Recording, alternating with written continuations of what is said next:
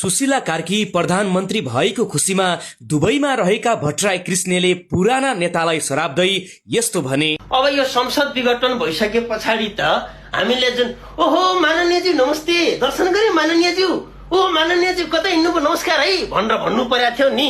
संसद विघटन भइसकेपछि त यी सबै माननीयहरूको जागिर गयो।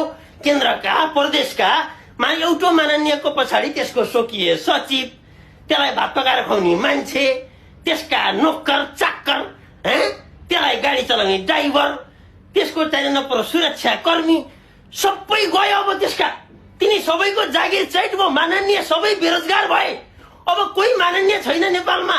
ल हेर्नुहोस् त, यत्रा माननीय पाल्दा पाल्दै हाम्रो देश कंगाल भयो होइन त।